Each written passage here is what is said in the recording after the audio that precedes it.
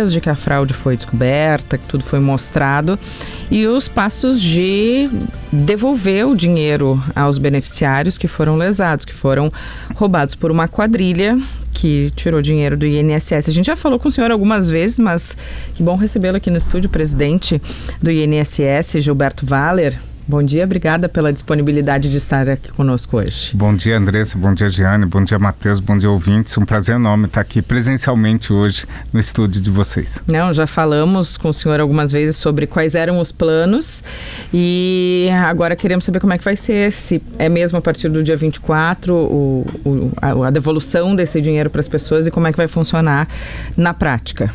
Bom, chegamos agora na reta final de todo esse planejamento de devolução desse dinheiro que foi roubado dos nossos aposentados e pensionistas, né? Fizemos um processo célere que cerca de 22 dias depois da operação a gente já estava no ar com ele e agora com menos de 3 meses a gente já tem um processo com a possibilidade de reparação. A ideia é que hoje a gente está abrindo uma nova funcionalidade no aplicativo Meu INSS e também nas agências dos Correios. Essa nova fase não é possível pelo canal 135, porque o nosso aposentado e pensionista que foi, na verdade, de alguma forma roubado, ele vai precisar fazer um acordo, ele vai precisar, na verdade, sinalizar que aceita receber aquele valor do INSS. E ele faz pelo aplicativo ou presencialmente pela agência dos Correios. É importante salientar que nessa primeira rodada tem 1.800.000 pessoas que estão aptas a isso. E quais são essas pessoas? Por que essa etapa precisa ser feita? Essa etapa precisa ser feita para a gente ter uma segurança jurídica de que aquele valor ele entende como correto, que é o valor integral corrigido pelo IPCA e que o INSS não vai sofrer uma nova ação judicial pelo mesmo fato. É a possibilidade de você pagar administrativamente esse valor sem a necessidade de uma discussão judicial que poderia levar anos. Geralmente um processo do juizado, ele demora 8 anos para se concluir contra a União, contra o INSS. Tem que ter documentado que a pessoa aceitou aquele valor e que faz parte dessa negociação. E que não vai exigir outro valor via judicial depois. É importante, essa pergunta foi muito importante porque parece mais uma etapa no processo que mais uma burocracia, mas é por isso que é importante entender o porquê ela é necessária. É que o INSS não seria, na verdade, réu em outra ação judicial, mas isso não impede que ele ingresse com a ação contra a associação, pedindo outras coisas, dando moral, valor em dobro. O INSS está se propondo a pagar antecipadamente, sem discussão judicial, do valor integral corrigido pelo IPCA, sem qualquer desconto. Então essa é uma etapa necessária que se faz, inclusive ele está prevista no acordo homologado pelo Supremo Tribunal Federal semana passada. Pode seguir, Gênesis. Presidente. Vai, Matheus. Pode ir, senhor. Tudo bem, presidente, bom dia. Eu queria saber qual é a situação hoje sobre o número de beneficiários que informaram ter tido descontos indevidos, o número de beneficiários que, segundo as entidades, neste retorno com documentações, haviam autorizado, e se vocês também desconfiam ou apuram que estas entidades podem ter utilizado documentos falsos para comprovar vínculos dos beneficiários. Bom, nós tivemos até a data de ontem 3.800.000 contestações sobre descontos indevidos e 769.000 juntadas de documento pelas instituições, pelas entidades. Esse é o grande número hoje que nós estamos trabalhando. Temos já vencido sem resposta até a data de ontem 1.800.000 casos, ou seja, 1.800.000 estariam aptos a receber nesse primeiro momento. A gente, desses 768.000, a gente vem questionando e a gente, quando abre para o nosso segurado para que ele sinalize a razão pela qual ele não reconhece aquela documentação, alguns motivos. Esse documento não é meu, essa assinatura não é minha, juntaram de pessoa diferente, ou ainda que essa documentação foi minha, mas eu fui enganado. Aquilo que a gente chama juridicamente de vício de consentimento. Dessa questão de assinatura que não é dele, a gente verifica que algumas instituições têm um padrão alto de resposta negativando aquela informação.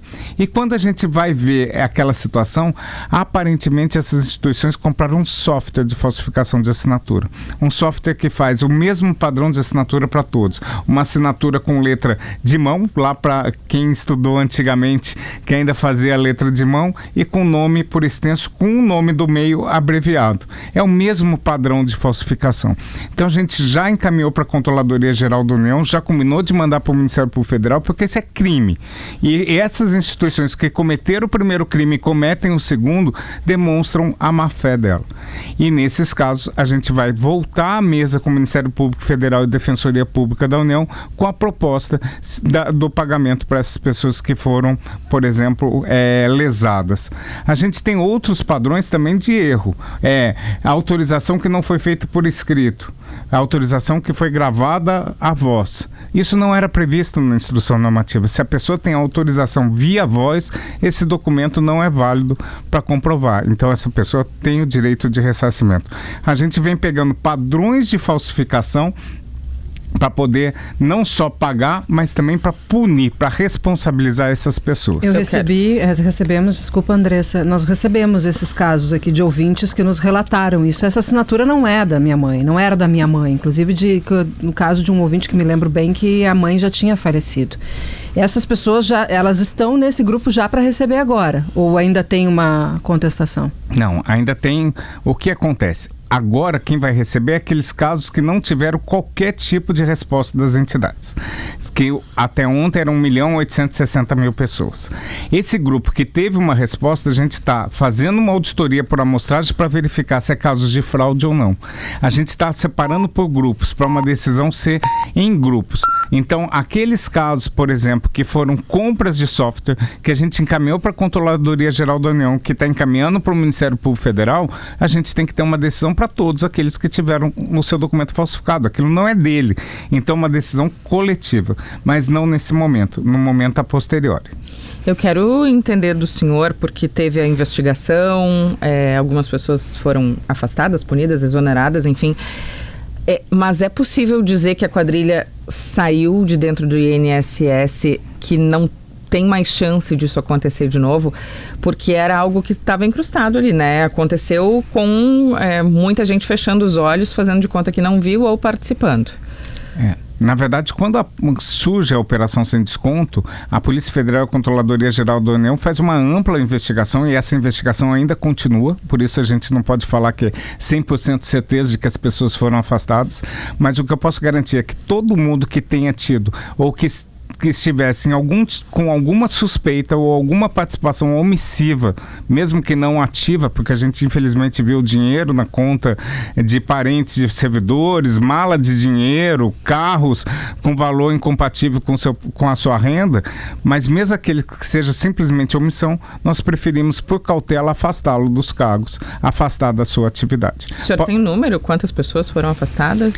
Na verdade, não tem agora de cabeça, mas todos aqueles que poderiam ter algum tipo de relação, o tipo de omissão, deveria ter tido um comportamento diferente do que teve, nós afastamos do cargo, pelo menos do cargo em comissão. É certeza de que isso não vai voltar? Com certeza. Depois disso, depois de você colocar tudo a limpo, a gente primeiro bloqueou todos os descontos associativos.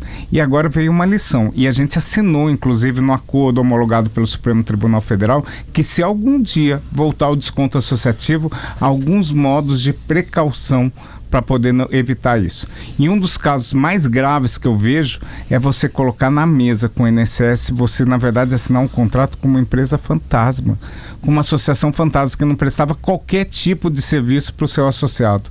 A associação, ela não vive para ganhar a sua remuneração, ela vive para prestar um serviço jurídico, odontológico, médico, serviço bancário, serviço despachante, um clube.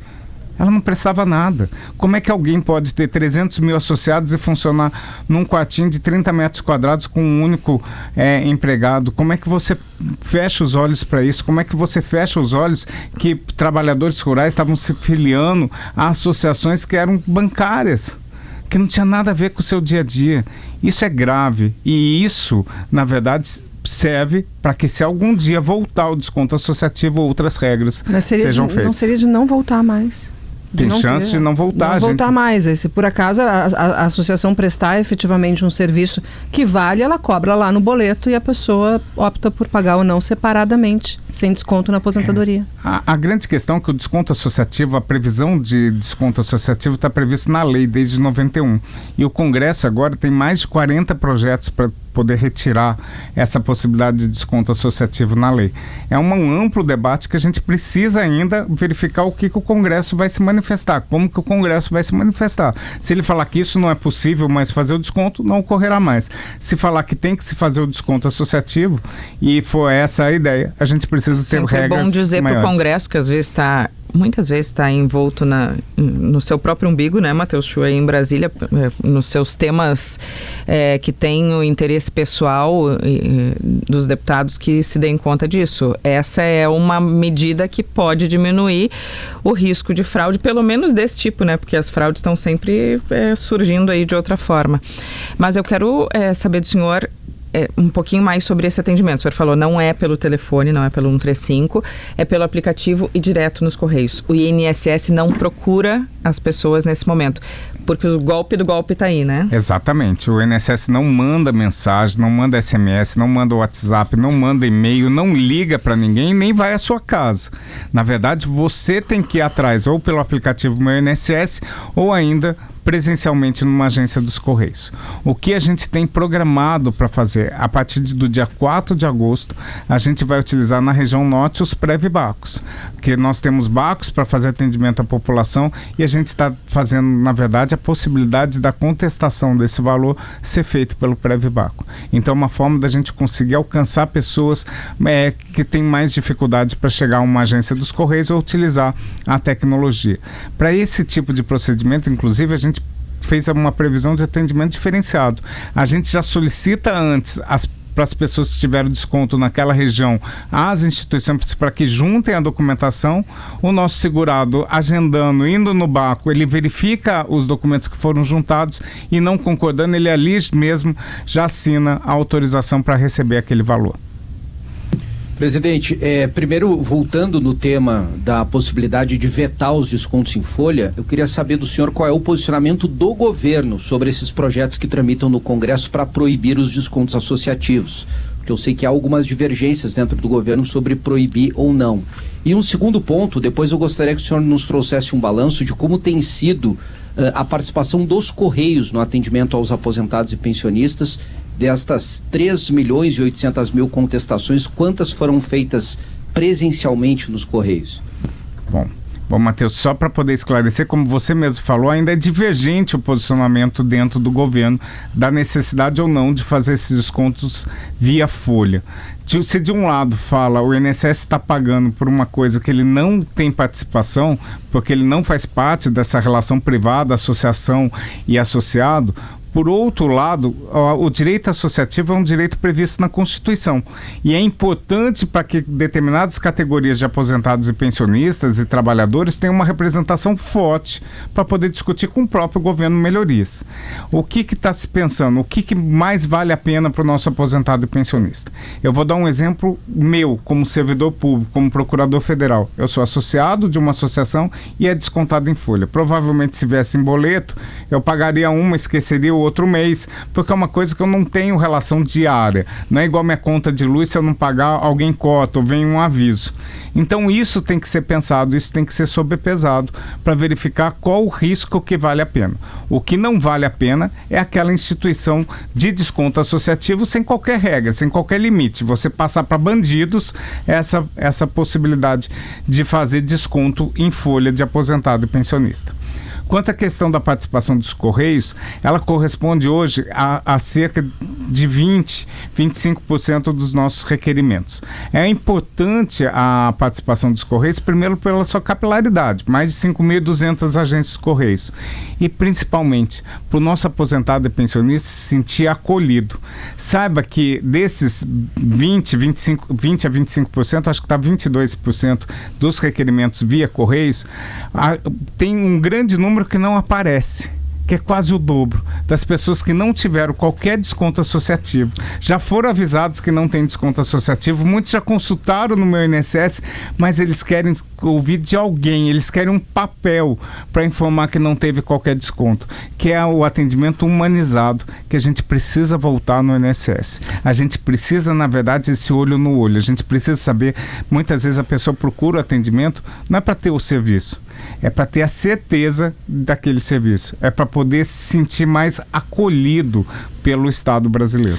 Tirando a fraude, a gente vai voltar a falar sobre isso, mas tirando a fraude, o senhor acabou de falar de um ponto que é bem importante do serviço do INSS no fim das contas, né? Como ele será melhorado pelas filas que a gente sabe, pelo atendimento não humanizado, com menos agências ou não tendo as agências. Como é que vai ser daqui para frente? E como é que o senhor trabalha com isso? Porque o senhor chegou no meio da crise de uma fraude, mas ao mesmo tempo tem que manter os serviços do INSS. Exato. Na verdade, a crise não afasta o grande problema, o grande desafio que é administrar o INSS. A maior autarquia da América, o maior orçamento da América, R$1 trilhão que a gente paga de benefícios anuais, a gente sustenta 41 milhões de benefícios ano. Então, a gente tem uma quantidade de pedidos, de mais de 1 milhão de pedidos que chegam por mês que o INSS trata, e uma fila enorme, que apareceu que estava encoberto esses números e apareceu de repente em abril, quando a gente voltou a dar transparência, em 270 milhões. O que a gente vem trabalhando? A gente vem trabalhando principalmente com o apoio dos nossos servidores para que eles trabalhem fora do horário de trabalho. Eles trabalham sábado e domingo com mutirões, eles trabalham fora do horário de trabalho em turno diferente e com metas mais rígidas. A gente já conseguiu com isso reduzir, não é o suficiente, mas 10% da nossa fila, ou um pouco mais. Agora o balanço que deve estar sendo publicado hoje ou segunda-feira já vai demonstrar que de 270 caiu para 240 milhões. Isso é o suficiente? Não, não é o suficiente. A gente tem que reabrir, voltar ao atendimento presencial das agências. Houve uma escolha, talvez errada, do INSS no passado, de acabar com a diretoria de atendimento e pensar que o problema do INSS não era atendimento e passar para TI. E isso foi configurado com a mudança da diretoria de atendimento em diretoria de tecnologia da informação, esquecendo o perfil do nosso público.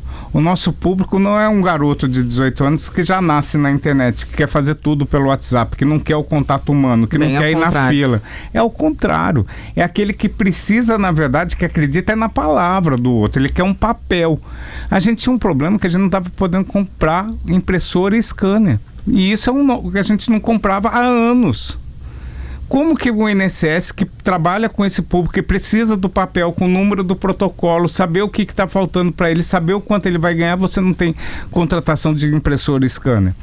A gente tem que ter um programa de reabertura das agências. E é isso que a gente está fazendo. O INSS hoje tem 1.570 agências. Dessas 1.570 agências, 70% estão fechadas a atendimento ao público. Elas são, na verdade, elas funcionam com um chefe e um estagiário. Isso é um absurdo. Você tem uma estrutura do INSS que, na verdade, ele só vai atender via 135 ou via aplicativo. Não é aí que está o nosso público. O nosso público precisa do atendimento presencial. E todas as reuniões que a gente faz com os servidores, eles querem voltar. Esses mutirões que a gente vem fazendo no final de semana, e esse final de semana vai ter em Novo Hamburgo, que eu até vou participar, mostra pra gente a felicidade que é do segurado ter o atendimento presencial e mais, do nosso servidor atendendo o segurado. Esses mutirões, a gente está fazendo uma coisa que não fazia até então. A possibilidade da pessoa sair do atendimento já com a concessão do benefício. O INSS nem isso fazia. Quando tinha atendimento presencial, ele agendava, marcava, ele recebia a documentação, mas ele não entregava a carta de concessão. Ele ia saber abrir essas depois. 1.570 agências para atendimento ao público de novo?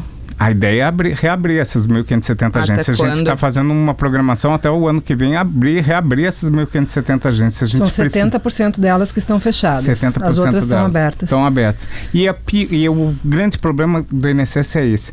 Porque quando ele aparece numa agência, vai pedir uma informação, vai pedir um extrato do lado, que o INSS fala que não vai atender, do lado tem um atravessador que quer o dinheiro dessa pessoa e fala, vem aqui que eu tenho um escritório. E ali ele acaba sendo roubado, lesado, ele assina desconto associativo, ele assina consignado, ele assina contratos que muitas vezes ele nem tem ideia do que ele está fazendo. E no caso, sim, se esses casos que teve essa indução, tem a assinatura, teve a indução da assinatura do desconto associativo, tem uma forma de provar via administrativa? É mais difícil. Eu sei que é um caso mais difícil do que quando, né? Obviamente, do que quando se falsifica. Enfim, tem que provar que a pessoa foi induzida a isso por uma má fé. Esses casos, na verdade, só para a gente poder totalizar, que a gente vem monitorando dia a dia, são 42 mil casos dessa forma, de pessoas que alegam que toda a documentação é dela, a assinatura é dela. Pois é, deixa eu só recordar aqui, presidente, 1.800.000 estão aptos, não teve contestação de entidade, nada. Esses já podem se encaminhar agora para receber. Aqueles outros 788 mil são que as entidades responderam. Isso. E aí vai ter um novo prazo para eles a partir dessa auditoria, que vai ser feita para ver se teve falsificação, ou se de voz, de assinatura, enfim. Quando é que esses 788 vão receber, se a auditoria mostrar que eles devem receber? Então, na verdade, o que acontece? Quando o nosso segurado ele fala que não reconhece aquela documentação por qualquer meio, os próprios sistemas já geram uma guia chamada GRU, uma guia de recolhimento da União, em nome dele, para a instituição fazer o pagamento administrativamente. Hoje a gente teve, infelizmente, só 300 casos de emissão de GRU com pagamento nesses casos. O restante ainda, a instituição não reconheceu o seu erro. E daí nisso a gente está fazendo auditoria em blocos para poder fazer a decisão. O que a gente garante? Que no máximo em 60 dias a partir da assinatura do acordo, ou seja, dia 3 de julho até 3 de setembro, a gente vai ter um novo perfil de um novo grupo de pessoas que vão receber. Ou seja, aqueles casos daquelas instituições que adquiriram software. O que eu garanto, até 3 de setembro, que é a data limite que a gente combinou com o Ministério Público e Defensoria Pública, e a ideia é que a gente faça antes desse prazo, a gente já tem a definição de que mais lotes de pessoas possam ir. A cada vez que a auditoria vai liberando um grupo de fraudes, a gente vai liberando o pagamento para aquelas pessoas. Chu. Presidente, foi anunciado que o governo vai abrir um crédito extraordinário, né, na casa de 3 bilhões de reais, por uma medida provisória, para o pagamento destes descontos indevidos, e depois, lá na frente, vai tentar cobrar dos fraudadores. Essa é a dúvida de muitos dos nossos ouvintes, né, Chu? Pois é, e o meu questionamento, a abertura deste crédito, ela foi discutida neste grupo de trabalho criado junto ao Supremo, e o Tribunal de Contas da União já concordou com este mecanismo para o pagamento dos descontos? Na verdade, isso foi discutido no grupo de trabalho, INSS, AGU, Ministério da Previdência, Defensoria Pública, Ministério Público Federal e OAB, e foi, na verdade, homologado pelo Supremo Tribunal Federal que poderia ser. Tinha autorização para fazer uma medida provisória de crédito extraordinário o suficiente para poder arcar com esse dano. Por que isso de crédito extraordinário fora da meta? Porque esses casos, se o INSS não paga administrativamente, fatalmente eles acabariam com uma decisão judicial, acabariam com uma demanda judicial. E pagamento de RPV e também de precatório hoje está fora da meta, também tem a mesma regra. Então, por questão similar, foi feito esse tipo de entendimento, com autorização do Supremo Tribunal Federal. O Tribunal de Contas da União, como ele faz uma verificação posterior, ele não participou dessa negociação, desse acordo. Qual a ideia? Que a gente levante esse 3,2 bi, hoje que é o pedido da medida provisória, cerca de 3,2 bi, para poder arcar com esses prejuízos, de forma para adiantar. O que a gente já tem? Hoje a gente já tem, por decisão judicial, bloqueio de 2,8 bi bloqueados de empresas, de sócios de empresas e de outras empresas que fazem parte do grupo, de 12 instituições, que o INSS abriu o processo de responsabilização de pessoa jurídica, a CGU vem tocando esse processo e a gente pediu para a Advocacia Geral da União, de maneira rápida, célere, pedir a cautelar bloqueando esses bens. A gente já tem decisão judicial de 2,8.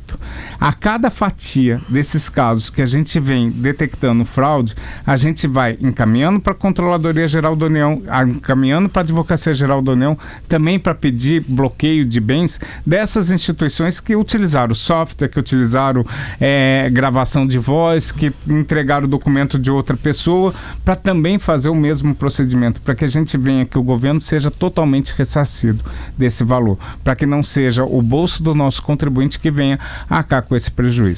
A gente tem feito uma atividade conjunta e rápida, tanto é que a gente tem hoje, se a gente fosse somar os 3.800 milhões de pessoas, se 100% fosse regular, corrigido seria 2.6 bi de dano. A gente já tem 2.8 preso ou assegurado, que ao tempo da justiça vai liberando para poder passar para os cofres públicos. Outros bens devem ser bloqueados, outros bens devem ser garantidos para que a gente possa vir a ressarcir os cofres públicos. Sobre Novo Hamburgo, para quem está perguntando aqui, esse mutirão é amanhã, das 8 da manhã até 1 da tarde, especialmente para ampliar as vagas para atender beneficiários do BPC. E o local é na Pedro Adams Filho, na agência ali numa das principais avenidas de Novo Hamburgo, agência da Previdência na Pedro Adams Filho, número 575. Uma última, Giane. Bom, presidente, e sobre essa retomada do atendimento nas agências, tem a perspectiva de agilizar outros atendimentos além destes que nós estamos falando agora? Porque o pessoal comenta aqui também de liberação de benefícios, outros pedidos, né? E tem os mutirões para redução de fila do INSS nos últimos anos, têm sido realizados, mas ainda assim o pessoal tem essa dificuldade. Sim, na verdade o que a gente está fazendo é priorizar aqueles benefícios que são o nosso maior gargalo e também são aqueles que são mais essenciais à nossa população. O benefício de prestação continuada é para quem tem uma renda individual de até 1/4 do salário mínimo. E é uma pessoa com mais de 65 ou portador de alguma deficiência, alguém da família. É aquele benefício humanitário, é um benefício assistencial e nem de segurança. E esse é a nossa maior fila. São os benefícios por incapacidade, que precisa de perícia médica, de uma análise social dos nossos assistentes sociais. E é isso que a gente está fazendo nos mutirões fora do horário. Isso não impede o que a gente já está fazendo da agilização dos outros tipos de benefícios, que não precisam necessariamente do atendimento presencial, que não passam por perícia.